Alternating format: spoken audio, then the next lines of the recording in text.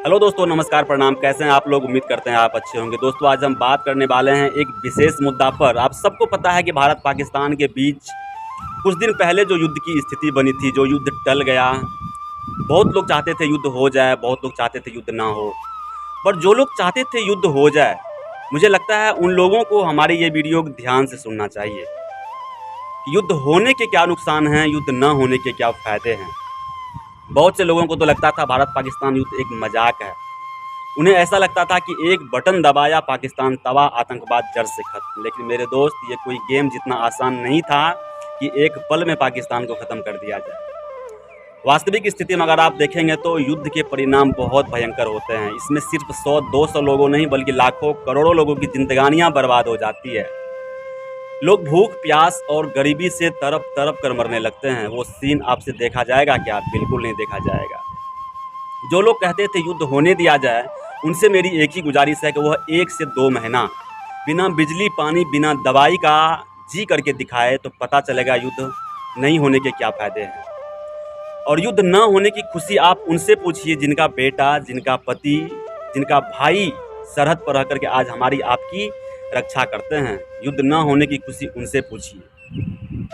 क्योंकि मेरे दोस्त की कहते हैं, युद्ध शुरुआत होने की जो समय सीमा होती है ना, वो निश्चित होती है, लेकिन युद्ध खत्म होने की कोई समय सीमा नहीं होती है। उदाहरण के लिए आप रूस यूक्रेन युद्ध को ही ले लीजिए ना। ये जो अमेरिका जैसे देश हमें सपोर्ट दिखा करके हमारी संप्रभुता को ठेस लगाया है, ये वही अमेरिका है जो 1971 के भारत पाकिस्तान के बीच जब युद्ध हो रहा था ना, तो भारत के खिलाफ आकर के उन्होंने पाकिस्तान का सपोर्ट किया था और पाकिस्तान के लिए जहाज़ उपलब्ध कराया था। हमारे देश की स्थिति तो दयनीय हो गई थी। वो तो रसिया ने भगवान बन के भारत का साथ दिया, तब जाके भारत के पक्ष में युद्ध आया।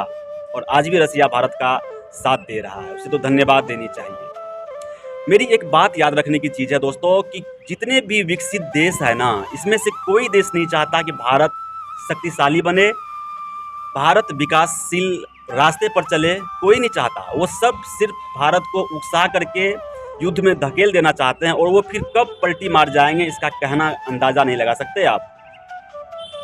पाकिस्तान के पास तो खोने के लिए कुछ भी नहीं है, वो तो खुद भिखमंगा बना बैठा है। लेकिन भारत के पास खोने के लिए बहुत कुछ है मेरे दोस्त। अगर युद्ध हो जाता, उस युद्ध हो जाने से भारत की जनहानि, भारत की धनहानि, भारत का जो नुकसान होता, उस नुकसान को भरपाई करने में भारत को कितना साल लग जाता, भारत को कितने साल पीछे धकेल देता, फिर उसको पूरा करने के लिए रिकवर करने में काफ़ी समय लग जाता।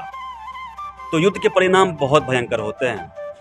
कहते हैं, इस देश को युद्ध की नहीं बल्कि बुद्ध की ज़रूरत है, क्योंकि जब बारूद बोलती है ना, तो इंसानियत खामोश हो जाती है। ये युद्ध एक दूसरे देश की सीमाएं नहीं बल्कि दिल भी तोड़ता है। इसीलिए युद्ध के पक्ष में हमें कभी सपोर्ट नहीं करनी चाहिए। जहाँ तक संभव हो, मैटर को शांत करके हमें शांति की स्थिरता को अपनाना चाहिए। अगर लोगों को लगता है कि युद्ध की प्रक्रिया को अपनाकर हम अपने देश में शांति कायम कर लेंगे, यह एक मूर्खतापूर्ण है, यह कहीं से भी उचित नहीं है। युद्ध से आप कभी भी देश में शांति स्थापित नहीं कर सकते। बुद्ध का संदेश दीजिए, बुद्ध के संदेश को फैलाइए, शांति अपने आप आ जाएगी।